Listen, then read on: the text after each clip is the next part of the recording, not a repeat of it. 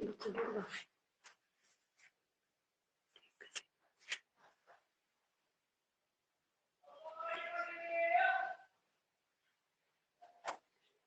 Morning class. बेटा आज का जो हमारा टॉपिक रहेगा वो हमारा सिविक्स का जो लास्ट चैप्टर है जिसका नाम है लॉ एंड सोशल जस्टिस, ये वाला लेसन रहेगा। तो लॉ और सोशल जस्टिस के बारे में हम बात करेंगे। तो लॉ जो होता है वो क्या होता है भाई? लॉ होता है कानून, जो हमारे कॉन्स्टिट्यूशन के अंदर जो बातें लिखी गई हैं उसे हम कहते हैं लॉ, यानी जो कानून है। और सोशल जस्टिस का मतलब होता है भाई सामाजिक न्याय, यानी सभी लोगों को क्या मिले?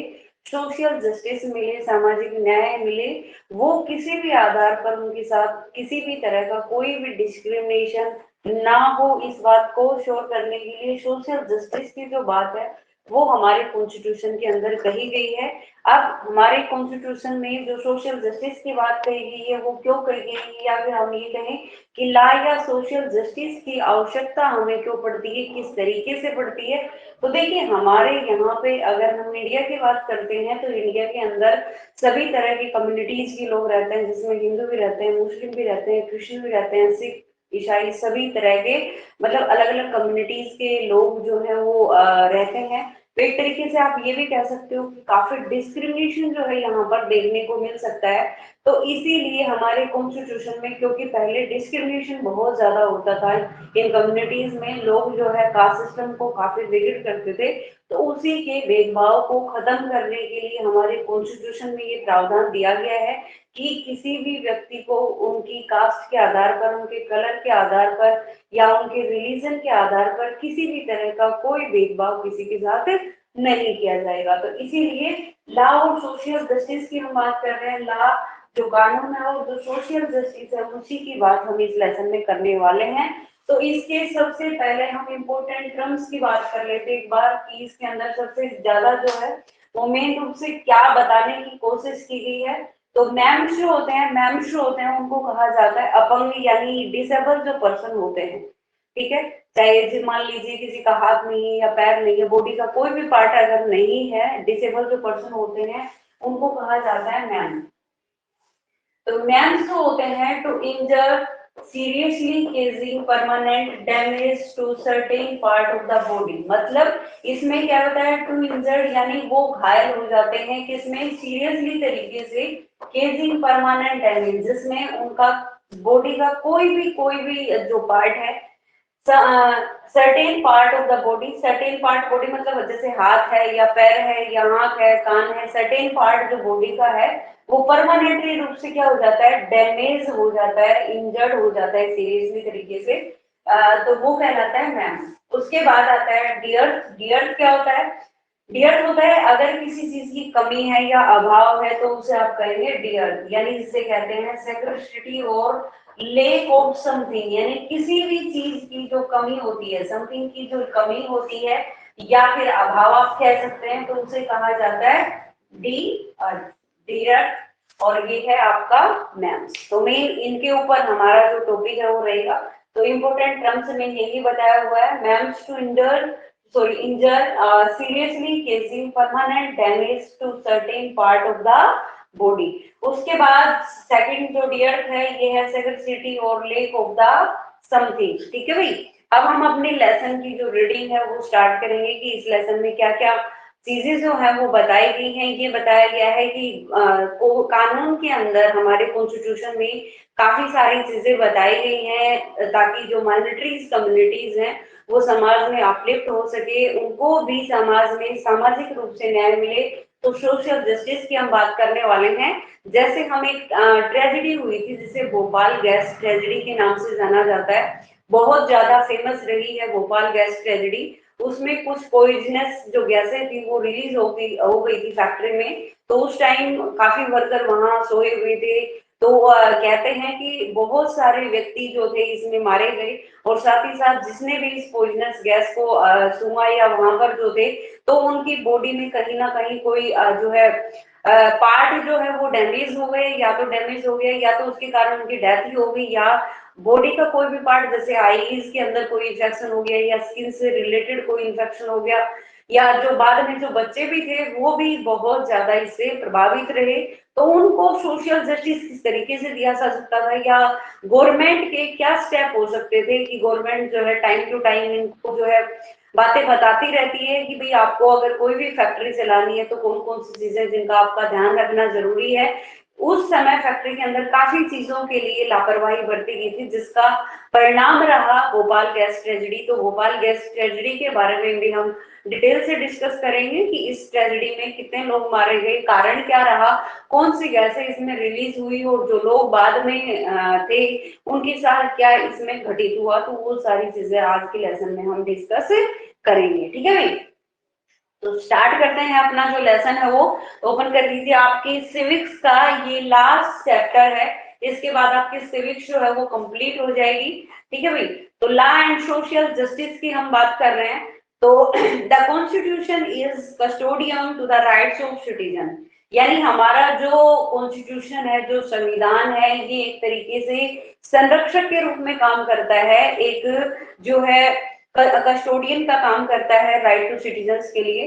The constitution of India lays down provision that grant social and economic justice to all citizens. हमारा जो कॉन्स्टिट्यूशन है भारत का जो संविधान है, इसमें लेज डाउन प्रोविजन, इसमें काफी सारे प्रावधान प्रोविजंस दिए गए हैं that guarantee social and economic justice all citizen, जिनमें सभी नागरिकों के सोशल जस्टिस की बात कही गई है और उनके इकोनॉमिक जस्टिस की बात भी कही गई है। तो there are many form of exploitation, यानी जो शोषण है वो अलग अलग तरीके का होता है ना। जैसे फैक्ट्री के अंदर जो वर्कर होते हैं, मान लीजिए उनसे काम ज्यादा घंटे करवाया जा रहा है, लेबरिंग जो है उसको वेज जो मिल रही है लेबर्स को वो मिल रही है कम, है ना। साथ ही साथ उनके साथ बड़ा ही गंदा व्यवहार ट्रीटेड जो है उनको किया जा रहा है। तो ये काफी चीजें होती हैं जिससे आप किसी भी व्यक्ति का एक्सप्लॉयटेशन कर सकते हैं। तो अलग अलग तरीके से अलग अलग फॉर्म में एक्सप्लॉयटेशन होता है। And the market everywhere tends to the exploit worker as well as customers. अब यहाँ पर बताया कि मार्केट के अंदर भी जो है जो वर्कर्स हैं उनके एक्सप्लॉयटेशन के साथ साथ जो कंज्यूमर हैं उनका भी बहुत ज्यादा शोषण जो है वो देखने को मिलता है। तो new laws are made from time to time to protect people from exploitation. इसीलिए समय समय पर क्या बनाए जाते हैं, कानून बनाए जाते हैं, ताकि लोगों को जो प्रोटेक्शन है वो प्रोवाइड करवाई जा सके और लोग जो है उनके शोषण के शिकार ना बने। तो these law try to ensure that exploitation और unfair practice are discredited to the maximum extend possible. अब इसमें यह बताने की कोशिश की गई है कि जो लॉ बनाए गए हैं वो लॉ इसीलिए बनाए जाते हैं कि लोगों को ज्यादा से ज्यादा सोशल जस्टिस दिया जा सके, उनको इकोनॉमिक जस्टिस जो है वो प्रोवाइड करवाया जा सके, और उनके साथ किसी भी तरीके का अगर कोई भी शोषण हो रहा है या अनफेयरनेस उनके साथ हो रही है तो उसको भी खत्म किया जा सकता है। ठीक है, या फिर इनको काफी हद तक कम किया जा सकता है, एक सीमित मात्रा में इनको किया जा सकता है। तो फॉर्म ऑफ एक्सप्लॉयटेशन, अब हम बात कर रहे हैं कि जो एक्सप्लॉयटेशन है, जो शोषण है, ये किस तरीके का होता है। ये अलग अलग तरीके का होता है ना। जैसे आप एक बच्चे से लेबर वर्क करवा रहे हैं, चाइल्ड लेबर करवा रहे हैं, तो वो एक्सप्लॉयटेशन अलग हो गया। एक इंसान, बड़े इंसान से आप फैक्ट्री में वर्कर का काम करवा रहे हैं, तो वो वहां पर आप उसका जो शोषण करेंगे, उसको जैसे मजदूरी कम देना, उसके साथ गंदा व्यवहार करना, काम ज्यादा करवाना, तो वो भी एक तरीके के क्या है उनके साथ, वो भी उनका एक शोषण ही है। या फिर हम ये कहें कि जैसे डोमेस्टिक जो सर्वेंट होते हैं उनके साथ आप गंदा व्यवहार करें या बुरी तरीके से ट्रीट करें, तो वो भी क्या है उनका कहीं ना कहीं वो भी एक शोषण ही है। तो काफी तरह के शोषण होते हैं, तो इनमें फॉर्म ऑफ एक्सप्लॉयटेशन जो है वो बताया गया है। एक्सप्लॉयटेशन, तो there are many reason and form of exploitation. अब काफी रीजन होते हैं, कारण सबके अलग अलग होते हैं, और जो शोषण है उसकी फॉर्म भी अलग अलग होती हैं। तो factory owner exploit worker by denying them fair wage. अब जो है यहाँ पर ये बताया कि फैक्ट्री की अगर हम बात करते हैं, किसी इंडस्ट्री की बात करते हैं, तो वहां पर वर्कर के साथ जिस तरीके का शोषण होता है वो किस तरीके का होता है कि भाई उनके साथ जो है फेयर वेज ना दे के उनको डिनाई किया जाता है, तो ये चीज जो है ये उनके लिए एक शोषण है कि उनको फेयर वेज जो है, जो उनकी मजदूरी बनती है वो भी आप उनको नहीं दे रहे हैं, काम भी ज्यादा करवा रहे हैं। तो ये क्या है, ये फैक्ट्री वर्कर्स के लिए एक्सप्लोटेशन हुआ। और customer are exploited by the producer, जो कस्टमर होते हैं, जो ग्राहक होते हैं, उनका भी शोषण होता है। लेकिन किस तरीके से होता है, तो वो होता है भाई कि जो प्रोड्यूसर है उसके द्वारा उसका एक्सप्लोटेशन होता है। यानी आप कोई भी कंज्यूमर जो है, कोई ना कंज्यूमर क्या होता है, ग्राहक, यानी आप कोई चीज सेल कर रहे हैं तो उसको जो खरीदने वाला है वो क्या कहलाएगा, कंज्यूमर कहलाएगा। तो अब यहाँ पर ये बताया गया कि कंज्यूमर को किस तरीके से जो प्रोड्यूसर है, जो चीज को प्रोड्यूस कर रहा है उसके द्वारा एक्सप्लोटेट किया जाता है। वो प्रोड्यूस पुअर क्वालिटी थिंग्स। अब किस तरीके से करेगा, मान लीजिए आप पैसे दे रहे हैं एक अच्छी चीज के कि भाई मैंने बहुत अच्छी चीज जो है वो प्रोड्यूस की है और इसका दाम ये है, आप उसके दाम पे कर रहे हैं, लेकिन आपको जो क्वालिटी दी जा रही है वो लो लेवल की क्वालिटी है। तो इससे क्या हुआ, आपका शोषण ही तो है। रेट आपसे लिए जा रहे हैं हाई क्वालिटी के, अच्छी क्वालिटी की, लेकिन चीज आपको दी जा रही है खराब क्वालिटी की। तो क्वालिटी थिंग्स जो है वो इससे प्रोड्यूस होती है, वो इसके जरिए जो है एक्सप्लोटेशन होता है। और do not produce thing according to prescribe standard, या फिर गवर्नमेंट के द्वारा जो एक स्टैंडर्ड जो मेजरमेंट किया जाता है कि भाई आप इस तरह की चीज बना रहे हैं तो इसमें कम से कम ये स्टैंडर्ड जो है वो होना चाहिए। और वो स्टैंडर्ड जो है वो प्रोवाइड ना करवा के आप उनको लोअर लेवल का जो स्टैंडर्ड है वो दे रहे हैं, तो इससे भी एक्सप्लोटेशन जो है कंज्यूमर का होता है।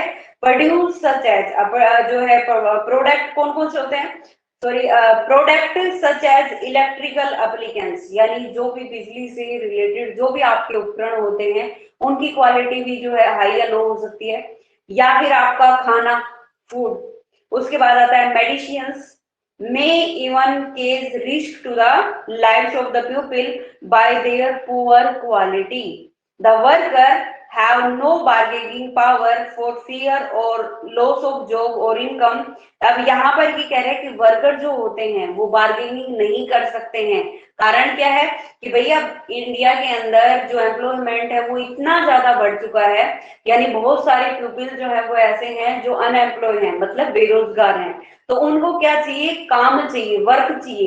तो ऐसे में अगर आप मना करते हैं, डिनाई करते हैं किसी भी काम को करने के लिए कि आप मेरा शोषण कर रहे हो, मैं ये काम नहीं करूंगा, तो ऐसे में आप जैसे बहुत भाई खड़े हैं पीछे लाइन के अंदर जो आपसे कम कीमत लेकर, कम वेज लेकर भी काम करने के लिए तैयार बैठे हैं। ठीक है, तो क्योंकि अनएम्प्लॉयमेंट एक बड़ी समस्या है भारत के अंदर, इसीलिए वर्कर्स का शोषण सबसे ज्यादा होता है।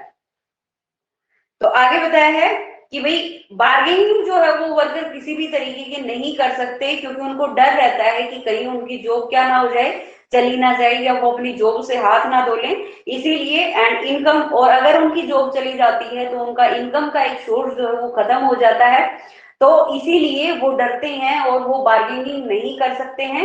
And therefore keep on working on lesser wage, इसीलिए अब वो कम मजदूरी पर भी, कम पैसे में भी काम करने के लिए क्या हो जाते हैं, तैयार हो जाते हैं।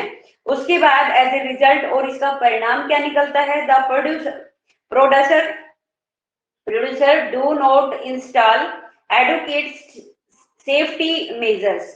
यानी अब जो आपसे काम करवा रहा है, या फिर आप ये कहिए जो प्रोड्यूसर है वो आपसे काम करवाएगा, लेकिन आपको जो जरूरी नेसेसरी जो सेफ्टीज आपको प्रोवाइड करवानी चाहिए वो नहीं करवाता। मतलब क्या है कि जैसे भोपाल गैस ट्रेजेडी हुई थी, मैंने एग्जांपल दिया, तो भोपाल गैस ट्रेजेडी में यही तो हुआ कि जो वर्कर्स वहां पर थे उनको जो सेफ्टी उनको प्रोवाइड करवानी चाहिए थी वो नहीं करवाई गई, जिसकी वजह से इतना बड़ा हादसा हुआ और लोगों को अपनी जान से हाथ धोना पड़ा। तो इसीलिए पर्याप्त जो सेफ्टी मेजरमेंट है जो होने चाहिए वो नहीं हो पाते हैं। इसीलिए सच एज अलार्म सिस्टम, जिस तरीके से मान लीजिए अगर कोई मिस हैपनिंग हो भी गई है तो ऐसे में क्या होना चाहिए, एक अलार्म सिस्टम जो है वो काम करना चाहिए, ताकि अगर ऐसा कुछ भी होता है तो ऐसे में फटाफट अलार्म से सभी को, अब जैसे भोपाल गैस ट्रेजेडी हुई, रात का समय था, लोग सोए हुए थे, गैस लीक हो गई, पता नहीं चला, तो आधे तो सोए के सोए रह गए, है ना। तो मतलब अगर उस टाइम अलार्म होता और एक आध अगर मान लो उनके साथ अगर किसी के साथ ऐसा लगता कोई उठ जाता तो वो जाके अगर अलार्म बजा देता तो ऐसे में बहुत लोग जो है वो अपनी जान बचा सकते थे। तो ये भी एक कारण रहा कि जो है सेफ्टी मेजरमेंट नहीं थे, अलार्म सिस्टम नहीं था, या फिर एक इमरजेंसी एग्जिट आपातकाल के लिए मान लीजिए ऐसी कोई स्थिति उत्पन्न भी हो जाती है तो ऐसी स्थिति में एक इमरजेंसी एग्जिट जो है बाहर निकलने के लिए एग्जिट होना चाहिए। और दूसरा इसमें बताया गया है कि जो है इमरजेंसी एग्जिट जो है एटसेट्रा इन वर्क प्लेस, मतलब ये चीजें कम से कम जरूरी होनी चाहिए। या फिर आपकी आग बुझाने के लिए फायर प्लेस जो है वो भी होना चाहिए कि भाई यहाँ से आप जो है अगर आग वाग लग जाती है तो यहाँ से आप आग बुझाने के लिए ले सकते हैं। या फिर और भी बहुत सारी चीजें होती हैं जो नेसेसरी होती हैं किसी भी इंडस्ट्रीज के लिए कि आप वहां वर्कर से काम करवा रहे हैं तो वहां पर उनकी सेफ्टी के लिए आपको ये सारी चीजें करनी पड़ेंगी। उसके बाद they do not replace the old machinery with the new machinery. अब देखिए टेक्नोलॉजी का जमाना है, इंडस्ट्रियलाइजेशन का जमाना है, तो ऐसे में पहले जो वर्क एक मजदूर करता था, मतलब ये मान लीजिए एक मशीन के ऊपर जो वर्कर 24 घंटे खड़ा रहे और तब जो काम होता था, आजकल वो मशीनों से फटाफट कुछ ही सेकंडों में वो काम होता है। मतलब एक आपकी लेबरिंग जो है वो काफी कम हो चुकी है। पहले इंसान जो है हार्ड वर्क करते थे और सारा काम जो है अपनी मेहनत से करते थे और आजकल वही काम मशीनरी से होने लग गया है। तो ये कह रहा है कि आप पुरानी मशीनों को छोड़ के और जो नई टेक्नोलॉजी आ रही है उस पर जाइए। पुरानी जो चीजें हैं उनके बजाय जो नई टेक्नोलॉजी आ रही है ओल्ड मशीनरीज को नई मशीनरीज से रिप्लेस करना भी जरूरी है और वो ऐसा नहीं करते हैं। ठीक है, तो विच कैन बी डेंजरस, और ये चीज जो रिप्लेस नहीं करते हैं, नई मशीनरीज को रिप्लेस नहीं करते हैं, इसी वजह से काफी हादसे जो है वो होते हैं और ये काफी डेंजरस होता है सभी के लिए। तो they produce such goods which not meet certain prescribe standard, और जो प्रोडक्शन वो करते हैं जिन चीजों को वो बनाते हैं उनके अंदर भी जो एक प्रिस्क्राइब्ड स्टैंडर्ड जो बताया जाता है कि इसके अंदर ये स्टैंडर्ड तो कम से कम एटलीस्ट होना चाहिए, वो उन चीजों में वो स्टैंडर्ड नहीं आ पाता।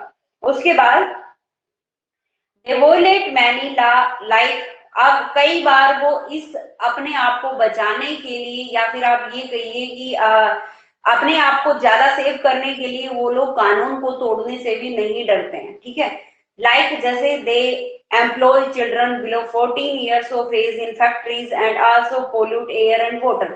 जैसे सरकार ने क्या कहा है भाई, सरकार ने ये कहा है कि जो भी बच्चा 14 साल से कम उम्र का है उसे आप एज ए लेबर फैक्ट्री के अंदर वर्क नहीं करवा सकते हैं, ऐसी गाइडलाइन है गवर्नमेंट की।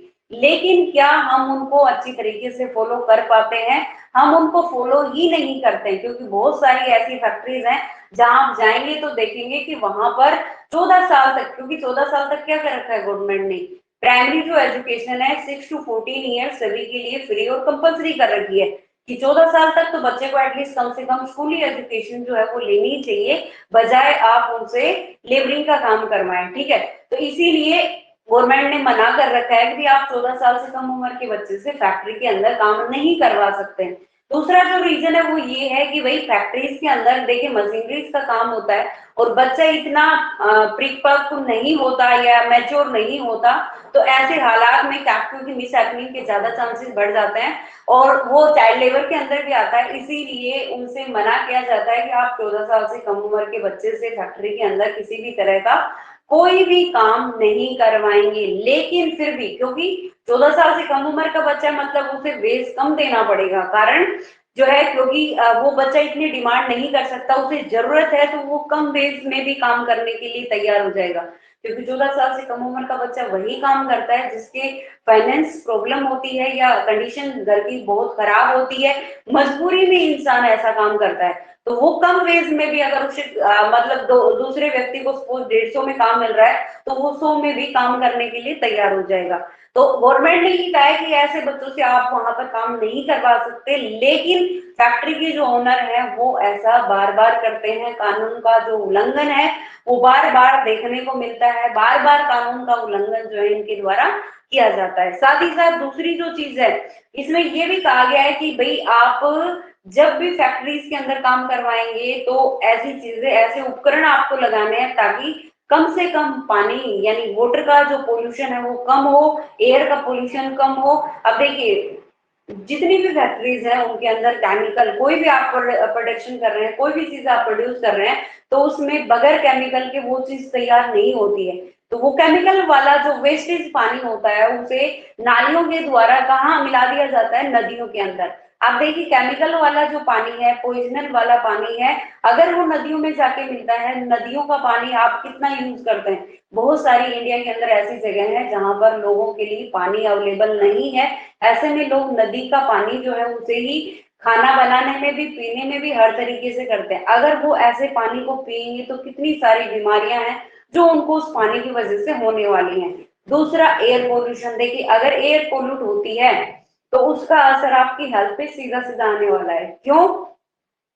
क्योंकि अगर एयर पोल्यूशन होगा तो उससे आपको सांस लेने में दिक्कत हो जाएगी, ऑक्सीजन का लेवल कम हो जाएगा, कार्बन डाइऑक्साइड वगैरह गैसेज जो है, पॉइजनस गैसेज जो है उनका लेवल बढ़ जाएगा। और अगर ऐसा ही रहा तो सांस संबंधी काफी सारी बीमारियां जो हो सकती हैं। तो इसीलिए सरकार द्वारा टाइम टू टाइम इनके बारे में प्रिस्क्राइब किया जाता है, इनकी गाइडलाइन जारी की जाती है कि जो फैक्ट्री वर्कर हैं उनको कौन कौन सी चीजें जो है जिनका ध्यान रखना है। लेकिन फिर भी ये लोग उन कानूनों को तोड़ने में बिल्कुल भी गुरेज नहीं करते हैं, बार बार उन कानूनों को तोड़ा जाता है। ठीक है, उसके बाद आता है कि द नीड फॉर लॉ। अब हमें कानूनों की जरूरत क्यों है, क्यों हमने कानून बनाए हैं। अब कानून अगर नहीं बनाएंगे तो देखिए अभी कानून बनाने के बावजूद लोग इतनी मनमानियां कर रहे हैं, तो अगर हमने कानून नहीं बनाया तो भैया सब तरफ अपनी अपनी अपने अपने राग, अपनी अपनी डबलियां बजाने लग जाएंगे। कहते हैं ना अपनी अपनी डबली अपना अपना राग, तो कोई किसी की सुनेगा ही नहीं और जितना वो पोल्यूशन फैला सकते हैं फैला देंगे। अब उनको क्या है, उनको लगेगा कि भैया हम अपनी जरूरतें तो पूरी कर लें, हम अपना काम तो निकाल ले, बाद में जिनके साथ जो होना है वो होता रहेगा, हमें कौन सा उस चीज से फर्क होने वाला है।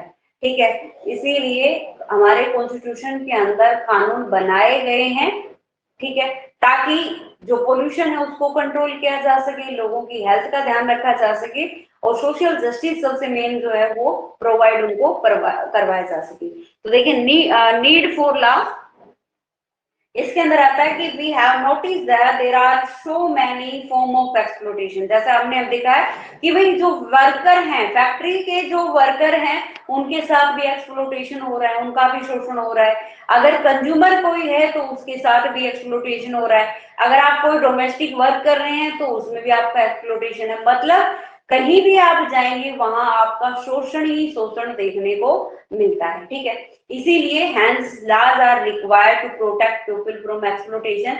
इसीलिए हमें एक कानून की जरूरत पड़ती है ताकि कोई अगर हमारा शोषण करता है तो उस शोषण से हम अपने आप को प्रोटेक्ट कर सकें या अपने आप को सेव कर सकें, इसीलिए ये जरूरी होता है। तो देखिए नीड फॉर लॉ के अंदर आएगा आपका सबसे फर्स्ट जो पॉइंट है वो ये कह रहा है कि the worker should be paid proper wage and should not be underpaid. जो वर्कर हैं बी पेड प्रॉपर वेज, कि उनको प्रॉपरली तरीके से जो वेज, जो मजदूरी उनको प्रोवाइड करवाई जा रही है वो एक प्रॉपर तरीके से प्रोवाइड करवाई जाए। And should not be under paid, this is possible only through law.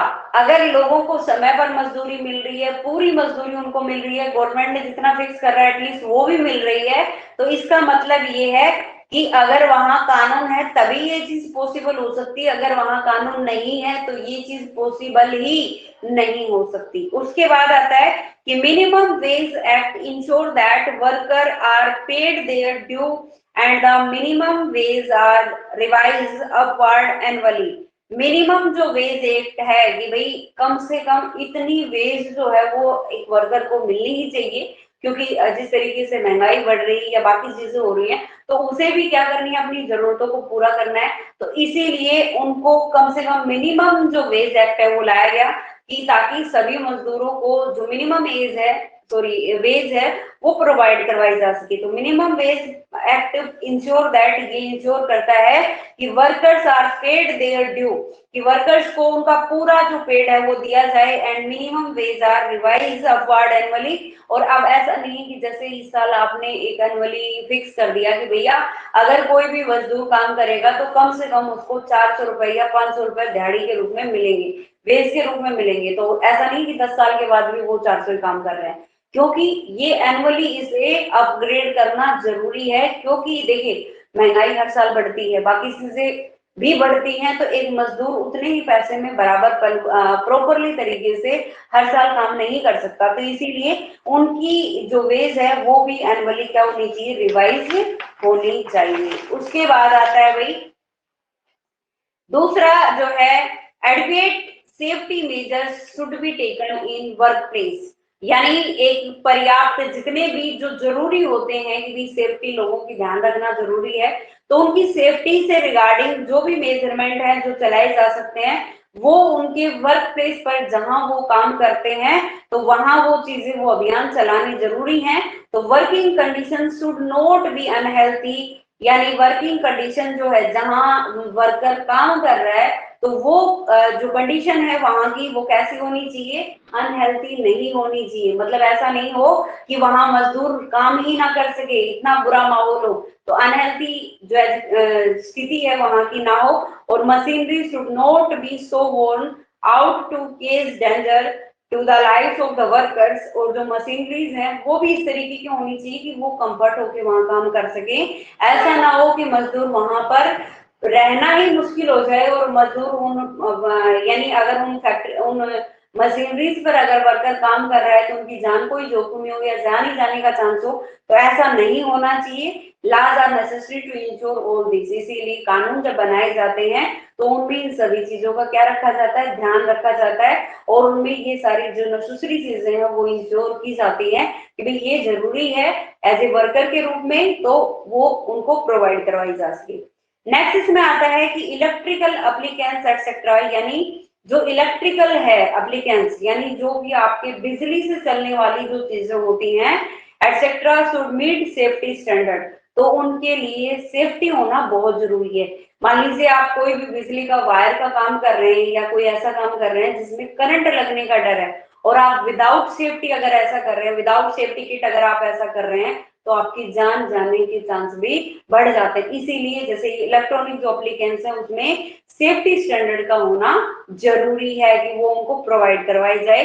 For this a law is necessary, और ये तब होगा जब इसके संबंधित कानून बनेगा, इसीलिए एक कानून जो है इसमें नेसेसरी हो जाता है बनाना। नेक्स्ट इसमें आता है to protect the interest of consumer. Next इसमें आता है कि भाई जो कंज्यूमर का जो इंटरेस्ट है उसकी प्रोटेक्शन भी करना। Laws are necessary so that the price of essential commodities such as sugar, food grain, kerosene, etc. are not unreasonable hiked। मतलब अभी ये कह रहा है कि जैसे एक कंज्यूमर जो होता है, कंज्यूमर क्या चाहिए, कंज्यूमर को क्या चाहिए, कंज्यूमर को ये चाहिए कि भाई वो जो चीज खरीद रहा है एक तो उसकी क्वालिटी अच्छी हो, दूसरा वो उसका जो प्राइस है वो ऐसा होना चाहिए, यानी आप ये कह सकते हैं कि वो जिसको अफोर्ड कर सके उसको खरीद सके, इतना भी हाई नहीं हो कि वो उन चीजों को खरीद ही ना पाए, है ना। तो जो भी नेसेसरी जो आइटम्स होते हैं या बेसिक जो चीजें होती हैं जैसे खाना हो गया, आपका पानी हो गया, या फिर आपके जो भी जैसे क्लोथ हो गए या दूसरी चीजें हैं जो आपके लिए जरूरी हैं, तो फूड ग्रेन, शुगर, केरोसिन वगैरह जो चीजें हैं उनके प्राइसेस अनरीजनेबल हाई नहीं होने चाहिए, इतने ज्यादा हाई नहीं होने चाहिए कि उनको आम जनता ना खरीद सके। इसीलिए कानून इस तरीके से बनाया जाना चाहिए कि इससे कंज्यूमर जो है उसको भी थोड़ा फायदा हो जाए, वो भी उन चीजों को अफोर्ड कर सके। उसके बाद आता है to stop air and water pollution law essential. ये सबसे इंपॉर्टेंट है और सबसे जरूरी भी है। क्यों है? क्योंकि हवा और पानी ऐसी चीजें हैं जिसके बगैर आप बिल्कुल भी सरवाइव नहीं कर सकते।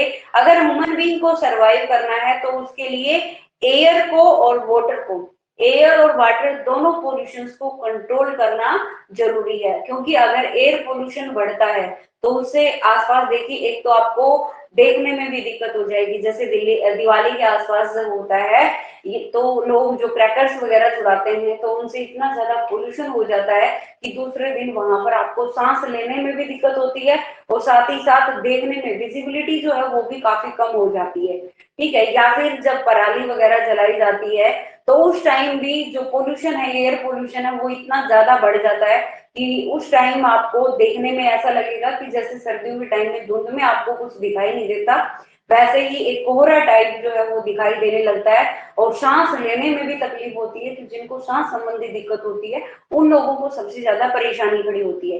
वाटर की अगर हम बात करें तो पानी के बगैर भी आप सर्वाइव नहीं कर सकते।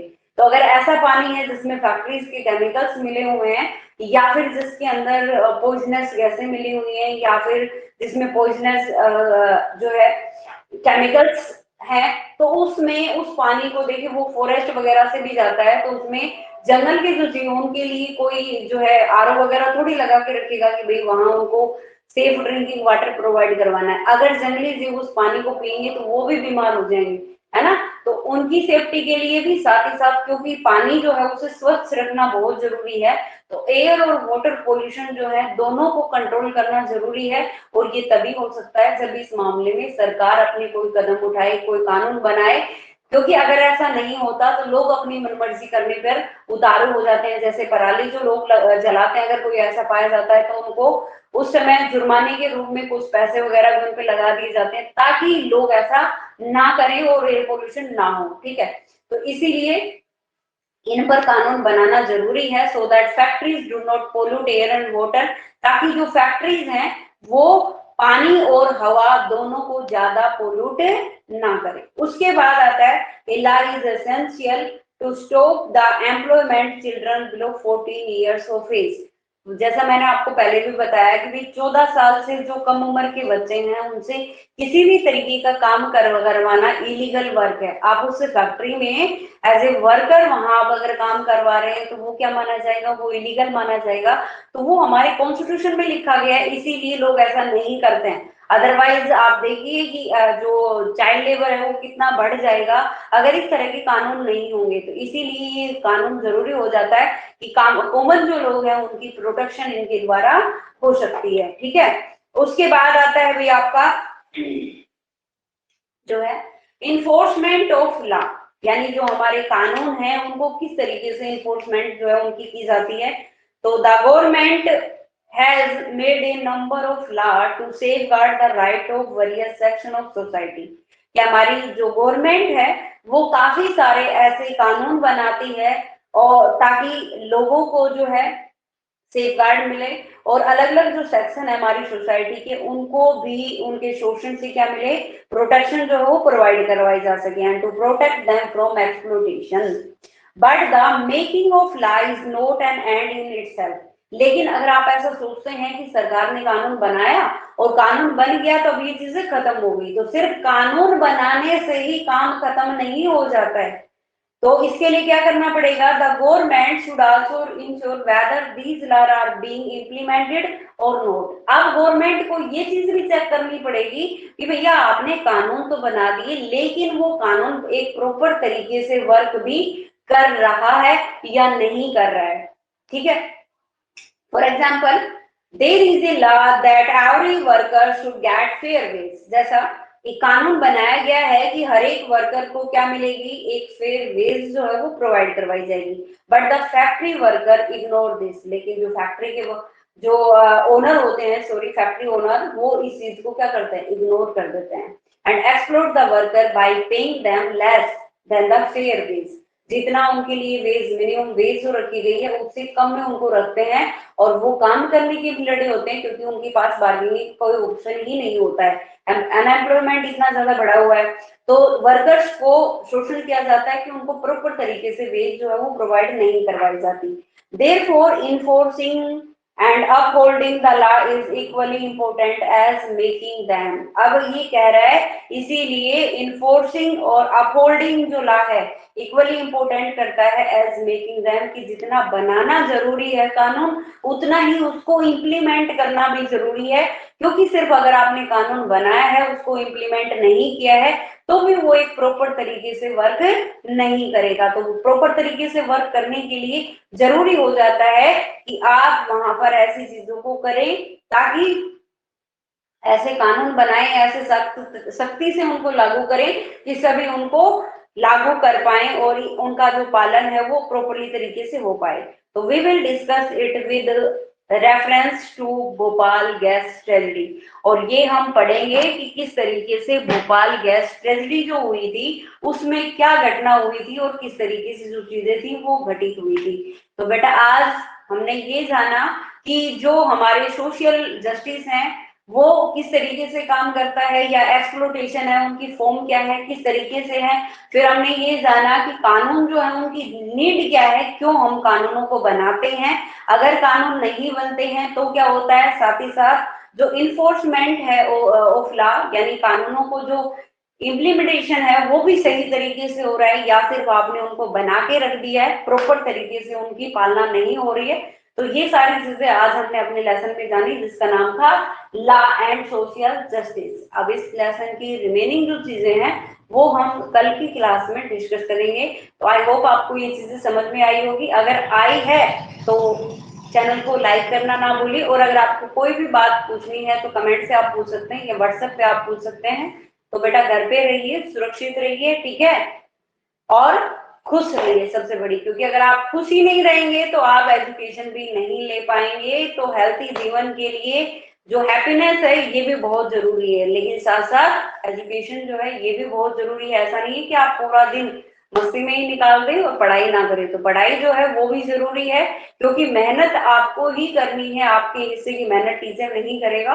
और अगर टीचर मेहनत कर रहा है तो उसका फायदा उसी को मिलेगा, आपको नहीं, क्योंकि ज्ञान ऐसी चीज है जो आपको खुद अर्जित करनी पड़ेगी। हम सिर्फ एक हेल्पिंग हैंड हैं जो आपकी हेल्प करते हैं चीजों को आसान बनाने के लिए, ना कि मेहनत करने के लिए। तो मेहनत तो आपको ही करनी पड़ेगी।